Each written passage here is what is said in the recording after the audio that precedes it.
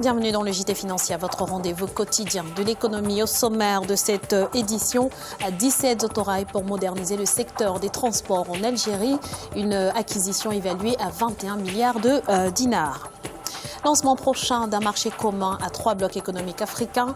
Il est estimé à 600 millions d'habitants pour un PIB global de 1000 milliards de dollars. Et puis, bien évidemment, nous ferons un point en fin d'édition sur les marchés boursiers du continent.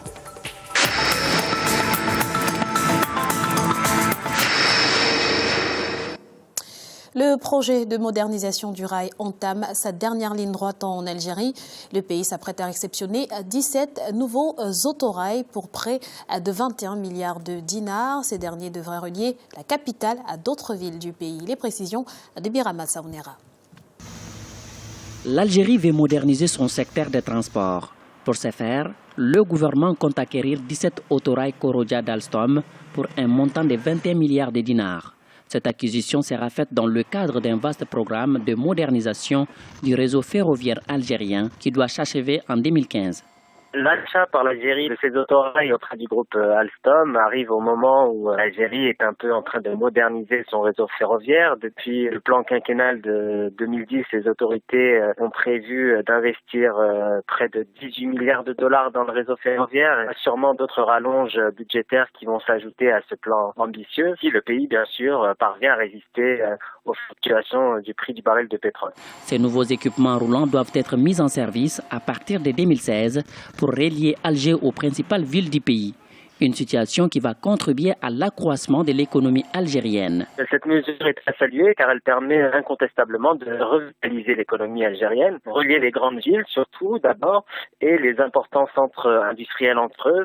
C'est une véritable volonté politique des autorités algériennes, car aujourd'hui, le transport de marchandises et le déplacement des voyageurs, il se fait essentiellement par route. Le réseau routier algérien est particulièrement saturé. Donc cela permettra un gain de temps pour les particuliers, pour les voyageurs, mais aussi pour les professionnels qui verront la marchandise arriver plus rapidement à destination. La compagnie algérienne de transport avait été présélectionnée en août 2014 pour l'acquisition de ces automotrices de type grande ligne. Par ailleurs, le 12 mai 2015, une usine d'assemblage de tramways construite par Alstom en partenariat avec 2 entreprises publiques algériennes a été inaugurée dans la région d'Annaba. L'usine doit produire près de 350 rames et employer 1400 personnes d'ici à 2025. Bonne prévision de croissance pour l'Éthiopie. Elle devrait s'établir à 9,5% durant l'année fiscale qui s'achève en juin avant d'atteindre 10,5% durant l'exercice 2015-2016. Les secteurs des services, de l'agriculture et de l'immobilier seront les principaux moteurs de cette croissance. À noter cependant que l'inflation devrait se situer à 8,2% durant l'exercice 2015-2016 contre 7,2% actuellement. Un marché commun de libre-échange regroupant 26 pays africains. Il sera lancé en juin prochain et regroupera 3 blocs économiques existants.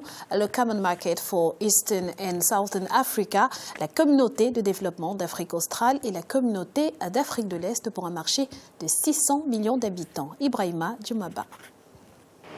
Un marché commun de libre-échange de 600 millions de personnes sera mis en place en juin 2015. L'annonce est faite par le ministre sud-africain du Commerce et de l'Industrie, Rob Davis. Le marché réunira des pays d'Afrique australe et de l'Est. La zone de libre-échange regroupant les pays membres de ces 3 blocs qui sera lancée lors d'un sommet prévu le mois prochain à Sharm el-Sheikh sera un signal que nous sommes sur la bonne voie pour créer un marché de plus de 600 millions de personnes. Au total, 26 pays sont concernés par la mise en place de ce marché commun de libre-échange. Pour atteindre les objectifs de libre-échange, les observateurs pensent que les États doivent harmoniser les normes fiscales et douanières. Les pays africains se rendent bien compte que l'intégration économique et financière va être la clé de leur future croissance. Plus il y a d'intensification des échanges intra-régionaux, plus les pays individuellement en profitent. L'enjeu de l'intégration économique sur le continent africain, il va résider surtout dans les infrastructures et la capacité logistique. Parce que c'est bien de dire qu'on a travaillé sur l'uniformisation de sa fiscalité ou sur l'uniformisation de ses normes douanières, etc. Mais après, faut-il pouvoir acheminer les biens et les services d'un point A à un point B. Les discussions pour la création du marché commun de libre-échange entre les États d'Afrique australe et de l'Est ont débuté en 2008 à Kampala, en Ouganda. L'objectif à terme, c'est de créer une zone de libre-échange pour les 54 pays du continent, soit un marché d'1,3 milliard de personnes pour un PIB combiné de plus de 200 milliards de dollars. La prochaine récolte céréalière s'annonce mal en Tunisie. Celle-ci pourrait être inférieure de 30 à 50% aux prévisions officielles qui tablaient sur environ 23 millions de quintaux. Cette situation serait la conséquence d'une météorologie particulièrement défavorable. Le pays a enregistré un déficit pluviométrique dès le mois d'avril et la sécheresse s'est installée dans plusieurs régions. Les autorités prévoient donc de se tourner vers les exportations pour satisfaire la consommation intérieure. Hausse de la production annuelle de cuivre en République démocratique du Congo. Elle a atteint plus de 265 000 tonnes entre janvier et mars 2015, soit une augmentation de 30 000 tonnes par rapport à la même période en 2014. Il faut dire que le pays possède un fort potentiel minier qui fait accourir une diversité de compagnies d'exploration et de production. On écoute à ce propos notre éditorialiste Alfred Chango. L'économie de la RD Congo est fondamentalement fondée sur l'industrie extractive, en particulier du cuivre.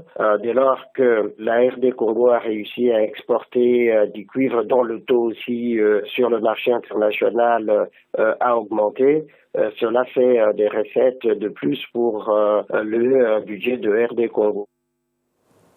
Il est à présent l'heure de faire le point sur l'évolution des marchés boursiers africains à la mi-journée. Mauvaise performance en Afrique australe et dans l'océan Indien. L'indice sud-africain perdait 0,17%. La bourse de Nairobi a enregistré une baisse de 0,94%. Les marchés boursiers de l'île Maurice étaient en baisse de 0,11% et la bourse du Botswana a chuté de 0,02%. Du côté de l'Afrique centrale et de l'Ouest, l'indice nigérian était en baisse de 0,35%. La BRVM d'Abidjan gagnait 2,25% et la bourse du Ghana progressait de 0,99%. Du rouge également en Afrique du Nord, l'indice tunisien perdait 0,02%. Celui de l'Égypte enregistrait une baisse de 0,78% et la bourse marocaine diminuait de 1,49%. C'est la fin de ce Financia. Nous vous remercions pour votre fidélité. On se retrouve bientôt pour un nouveau rendez-vous de l'économie sur Africa 24.